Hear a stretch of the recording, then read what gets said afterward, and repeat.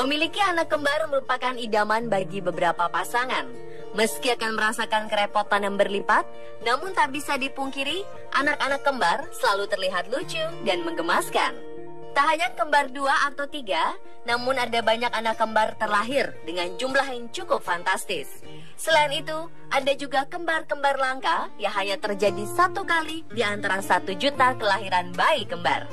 Seperti contohnya, seorang ibu di Meksiko yang berhasil melahirkan 8 bayi kembar sekaligus. Jumlah kelahiran bayi kembar ini tentu saja menjadi rekor di dunia medis. Ada juga kasus kembar unik berbeda ras yang dialami oleh beberapa pasangan ini. Bahkan ada bayi kembar yang memiliki ayah biologis yang berbeda, seperti yang dialami oleh seorang wanita asal Texas, Amerika Serikat bernama Mia Washington. Kedua bayi kembarnya terbukti memiliki ayah yang berbeda. Lalu bagaimana kehamilan kembar-kembar unik ini bisa terjadi?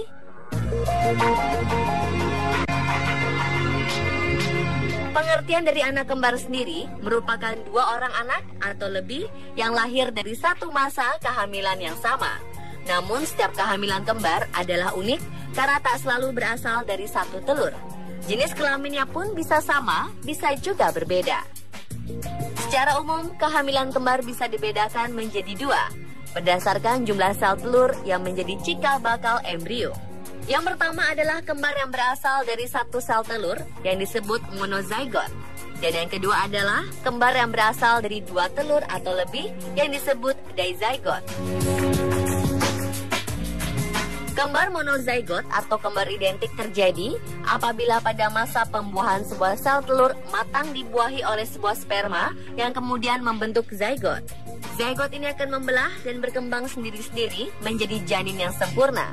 Namun jika pembelahan terjadi setelah 14 hari, maka kemungkinan kembar akan terjadi menempel bersama pada bagian tertentu atau terjadi pembelahan tidak sempurna yang disebut sebagai kembar siam akan lebih tinggi.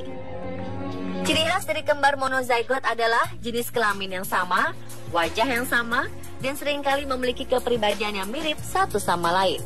Bahkan kembar identik memiliki struktur DNA yang sama. Dr. Musa Subiantoro dari Rumah Sakit Ibu dan Anak ASI menjelaskan hal ini. Karena kalau identik itu kan berasal namanya tadi monozygote, dari satu buahan. Dia cuma membelah sehingga boleh dikatakan seperti pinang dibelah 2 kan. Nah kalau dizygote yang tidak identik pasti beda.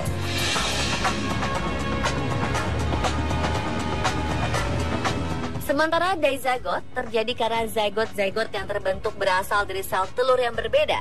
Terdapat lebih dari 1 sel telur yang melekat pada dinding rahim yang terbuahi oleh sel-sel sperma pada saat yang bersamaan.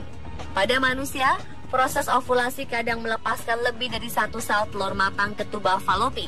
Apabila mereka terbuahi, maka akan memunculkan lebih dari 1 zygote. Karena berasal dari 2 atau lebih telur dan sperma yang berbeda, maka masing-masing mempunyai kantung ketuban dan plasenta sendiri. Kembar dizygote biasanya secara fisik hanya seperti kakak beradik saja dan dapat memiliki jenis kelamin yang berbeda.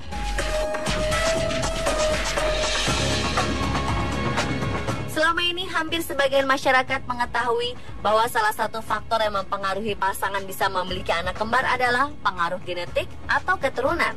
Benarkah demikian? Menurut Dr. Musa Subiantoro, anggapan ini memang benar. Kalau kembarnya itu identik, ya memang harus ada gennya. Tapi kembar identik itu cuman 1/3 dari kejadian. Sedangkan yang 2/3-nya itu tidak identik. Jadi yang berasal dari 2 telur sama 2 ini tadi. Namun Dr. Musa juga menambahkan bahwa pasangan yang tidak memiliki riwayat kembar pada keluarganya bisa memiliki anak kembar yang tidak identik. Walaupun tidak punya keturunan, masih punya kans untuk kembar dengan tidak identik tadi.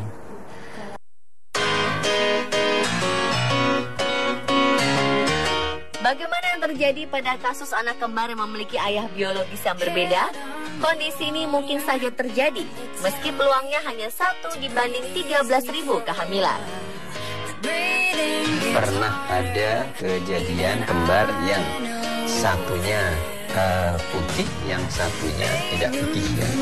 Nah, karena pada saat ovulasi, jadi ovulasi itu keluarnya telur hanya di dalam 24 jam, dan dalam 24 jam itu si wanita melakukan hubungan dengan dua pria yang berbeda.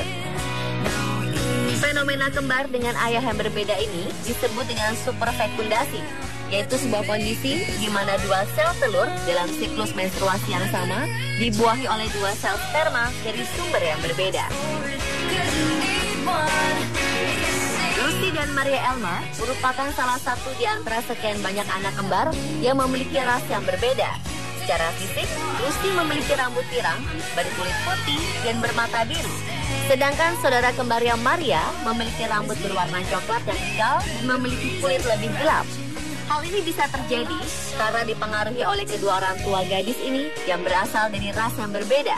Sang ayah adalah pria berkulit putih, sementara sang ibu adalah keturunan Jamaika yang memiliki kulit berwarna gelap.